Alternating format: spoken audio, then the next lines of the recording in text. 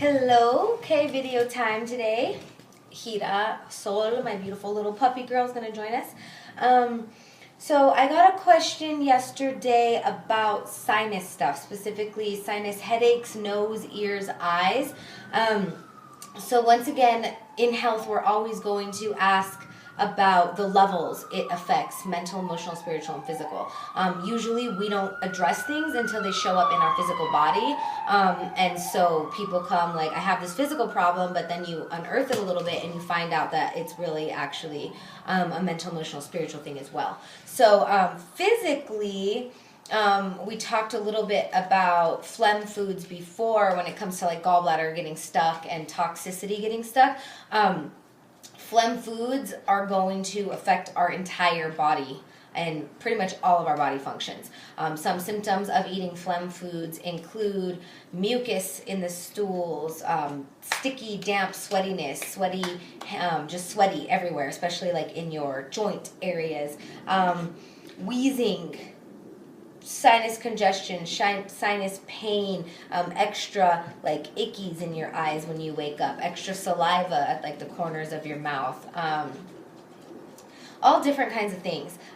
In Chinese medicine, we're always looking at the colors of things. If it's darker, like yellow or green, it'll be more heat, or even toxic heat. If it's lighter, like clear or white, it'll be just like regular or cold induced. So that's something you want to notice. So just in general, some physical things that really do affect your phlegm are whether or not you are eating a bunch of phlegm foods, including breads, pastas, cheeses, processed foods, processed sugars, too much sugar. There's alcohol, candy. All of these things turn into phlegm and heat in the body. So a good rule of thumb, if you put it in your mouth and it gets sticky and heavy and it looks like something you can squeeze out of a pimple, it is. I tell teenagers, you ever notice how pizza looks like pimples?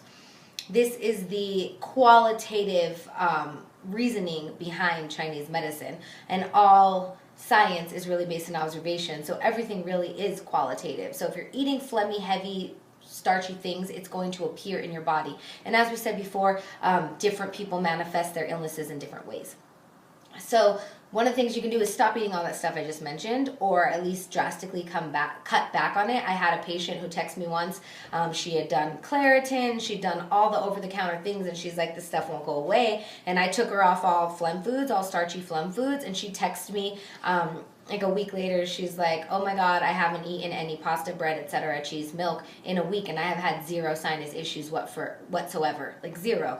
And she writes, they should teach this shit in schools. Thanks, sister, for what you do. And I'm like, it's a little qualitative analysis, but we just have to return to cosmic worldly understandings of things because industrialization took us away from that. So those foods are one. Smoking is something that we don't realize also causes phlegm because smoking dries out the healthy beneficial fluids. And coming from somebody who has had my bouts with smoking, both marijuana and tobacco, in my lifetime, I'm from Colorado. I'm from the ghetto in Colorado. So, it's all legal now or whatever, but it's still a thing that I've had to process in my own healing career / understanding, acupuncture school and all of it, just the ways that smoking really does deplete the yin fluids. Part of the ways it depletes the yin fluids is by drying out the yin fluids, and then something like your interstitial fluid, which is supposed to be very like, ooh, and helps your joints and stuff move fluidly, it's going to be like a dry river trying to make it through the rocks. It's like, okay?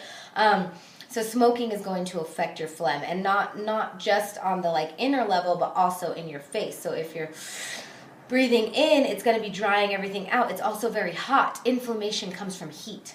So if you're having sinus infections and you're smoking, that can be like a no-brainer. It's like, well, stop smoking and see what happens, okay? Stop doing the phlegm foods and see what happens.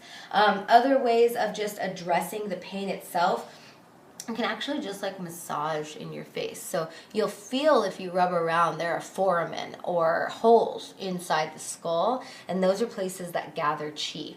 This part on the side of the head is called Tai Yang, or the highest yang, and that holds a lot of heat energy. And then also just wherever, if you have dips on your head, some good releasing, opening the sinus points are in like the back of the head, directly opposite where the sinus passages would be. So oftentimes if you like massage really good on the back of the head, and make sure that you're moving it out, you're coursing it out, you're not just and then leaving it there. That's my meridian therapy is so powerful, is because it moves stuff out as opposed to just moving it in, which is like if you had a traffic jam, you're just gonna like direct people around in a circle. They're moving, but they're not going anywhere, right? Same concept with massage, with moving pathogenic energy out of your body. You have to get it out, okay? So doing that. Steams are also very effective. So like getting hot boiling water in a pot. You can use any kind of antiviral, antibacterial, essential oil, or plant. Many plants are antiviral, antifungal, antibacterial, etc. Like this right here is lemon verbena. It's really delicious smelling.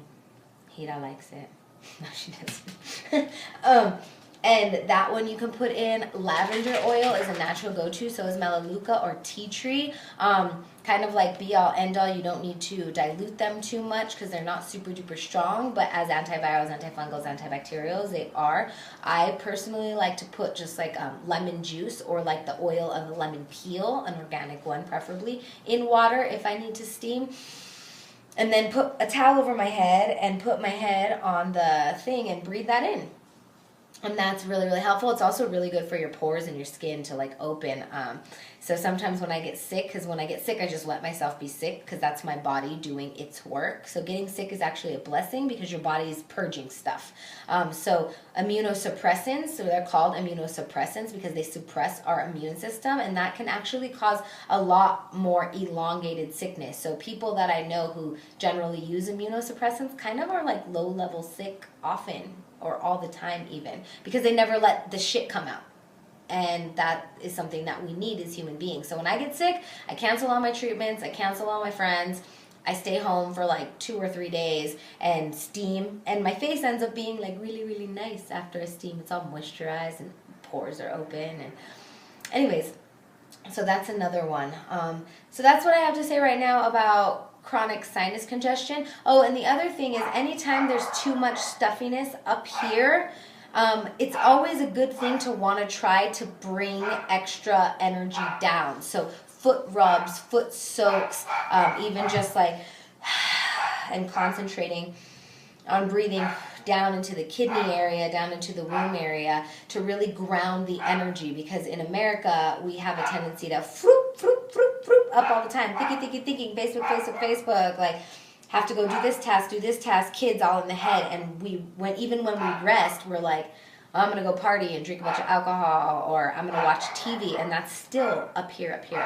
Like getting in your body is always gonna be really helpful for any kind of a head issue that is going to be going on, whether that's thinking too much, or sinus infection, or red shot eyes, or pain in the head.